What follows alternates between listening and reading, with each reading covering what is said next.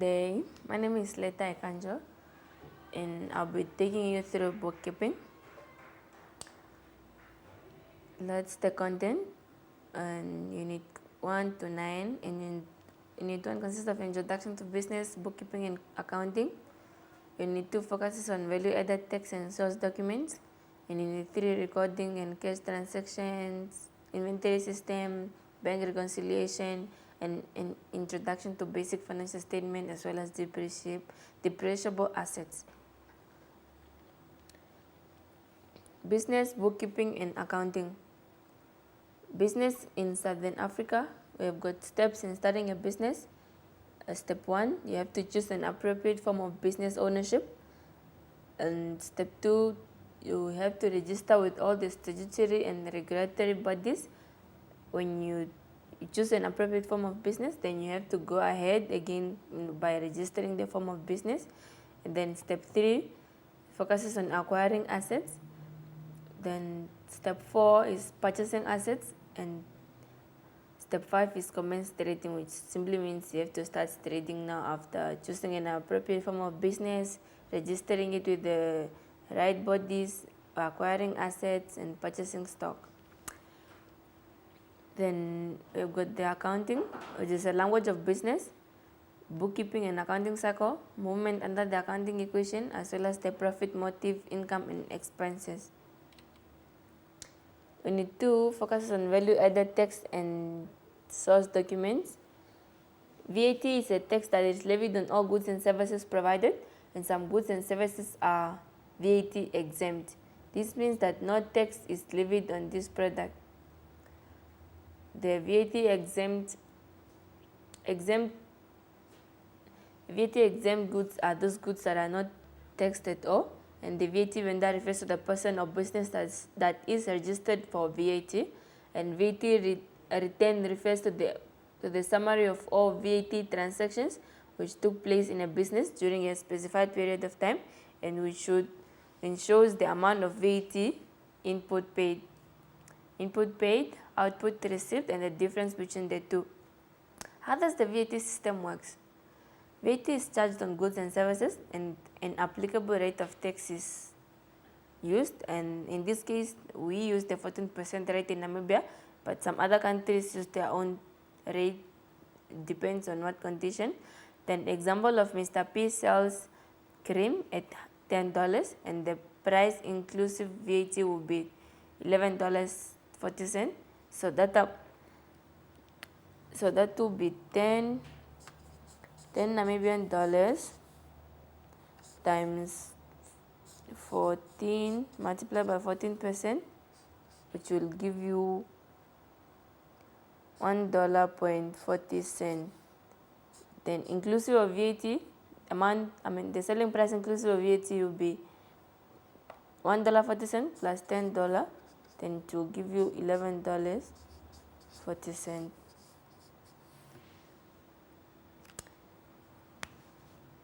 So the VAT payable will be $1.40. Then we have got VAT supply categories, which consist of the standard rate supplies, zero rated supplies, exempt supplies as well, and non-allowable items, so that goods and services with the vendor charged output, and the acquirer of the goods and services might not claim VAT input on them.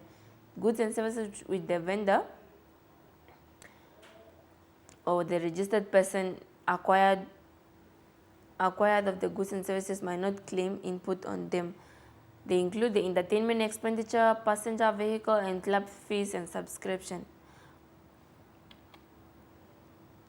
And payment versus the invoice basis. If a business is registered on a payment basis, credit sale is made to a debtor, and the business need only to record the VAT on the sale as owing once the money is received from the debtor. This means that the VAT output is not recorded in the tax period of the sale, but rather in the tax period in which the money is received.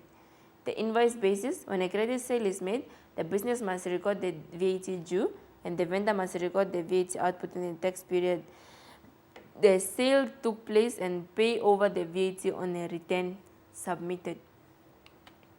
Unit 3, recording cash transactions. Defining cash transaction. transactions which are settled at the point of sale, which are classified into two categories such as cash receipt transactions and cash payment transactions. And we've got the cash journals in bookkeeping. Three main journals that are being used to record transactions. We've got the cash book receipt, we've got the cash book receipt, in which we record the cash inflow, and the cash book payment, in which we record cash outflow, and the petty cash journal, in which we record petty cash the inflow of petty cash or small cash amounts. Then we got the cash book receipt. A cash receipt transaction is any transaction. Okay, this is simply the definition of a cash receipt transaction, which is any transaction which causes an increase in the bank account balances. The example of a cash transaction include capital contribution, cash sales, services rented, rent received, interest received on the bank account, amount received from debtors as well.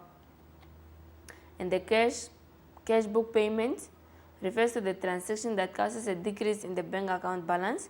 Example, we have got drawings, acquiring asset by check or through an electronic fund transfer, and the business paying for expenses by check or by electronic funds transfer again, and the payment to creditors. Those are the forms of which money flows out of the business or in which cash decreases or the bank account decreases. Recording credit and the sundry transactions.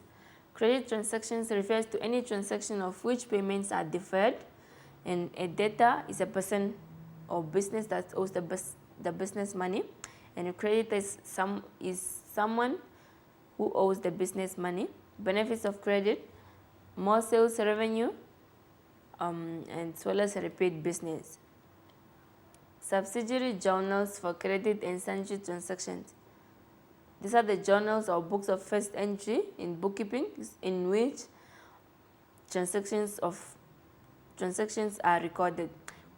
We've got the debtors journal in which we record credit sales, the creditors journal in which we record credit purchases. All the purchases made on credit are recorded in the creditors journal, as well as the debtors allowance journal in which we record all the goods that are being all the transactions which relate to goods being retained by the debtor, as well as the creditors allowance journal in which we record all the credit purchases retained, and the general journal in which we record all those transactions which do not fit either in the debtors journal, in the creditors journal, or in the debtors allowance journal, as well as in the creditors retained journal. So if a transaction does not fit any of the four above mentioned journals, then it fits to be in the debtors journal.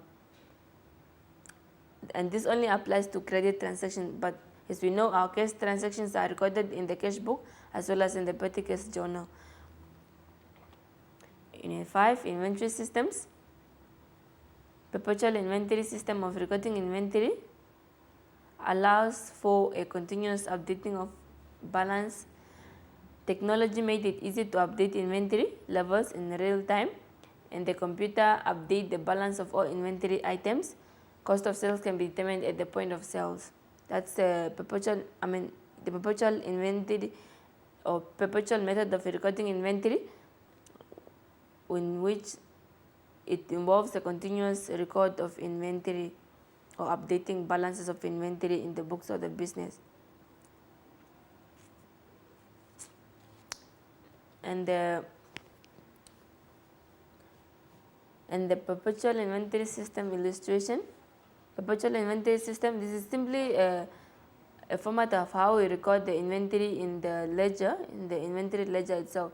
Let's say if we have a balance of 18,000 from last month, let's say our previous month was March, so our entries will be the day, the details, folio, and amount. So you have to write the date, and the details you have to write that it's the balance brought down, which is 18,000.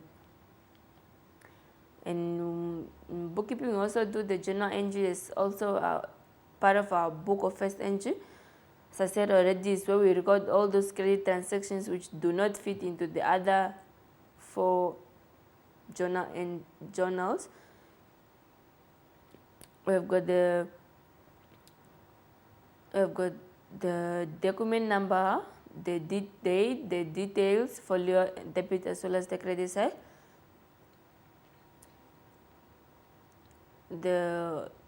In this case, we only have 2 transactions of which the owner drew money. The transaction is on page 152. If the owner drew money from the business, so that has to be treated as drawings. Then as part of the double entry system or principle, at any transaction will have two entries, a debit and a credit. So we debit drawings and apply our VAT. Our VAT on that drawing is $42. Then the rest of the difference between the drawings, 42 less, 300 less 42, 342 less $42, $300 is our inventory. And the next journal also focuses on drawing, whereby the owner returned goods into the business. So we make an inverse of the previous transaction. So if when the inventory was taken into the business, so we took a credit entry. Now that the owner returned it back into the business, so we take a debit entry just to indicate that inventory is still present, it's still increasing in the business. So we debit our inventory, you debit the VAT input as well, then you take a credit entry for the drawings to indicate that drawings decreased in such a case that the owner returned what he or she has taken into the business back. Then you got the periodic inventory system.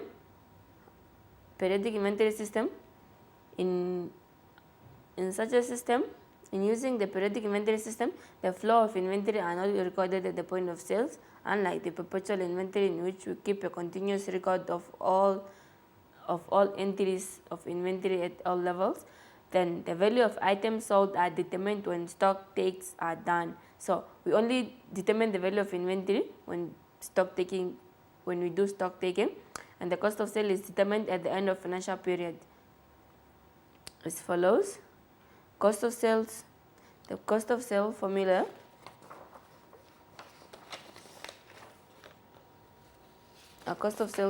will be opening inventory,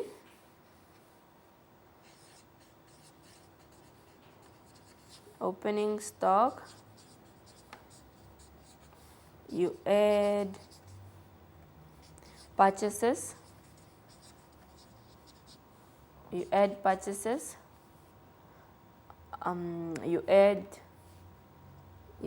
carriage,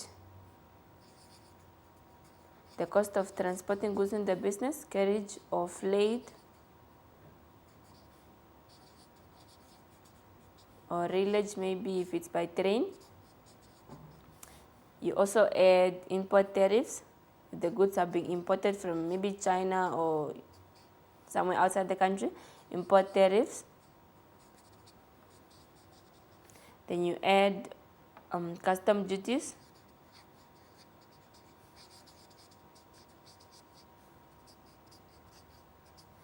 Then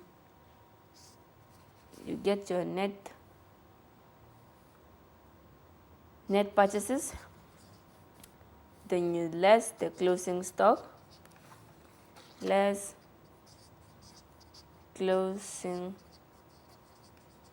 stock,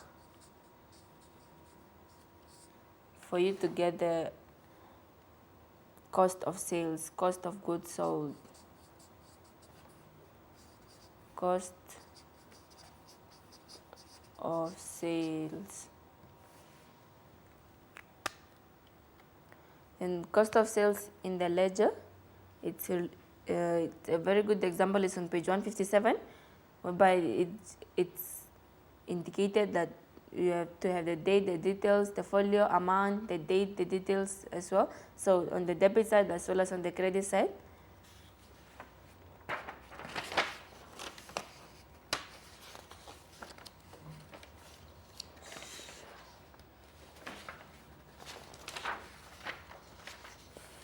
It's simply meant to be in a T form, but it's now in the column form since we are recording everything, the date, the debit side and the credit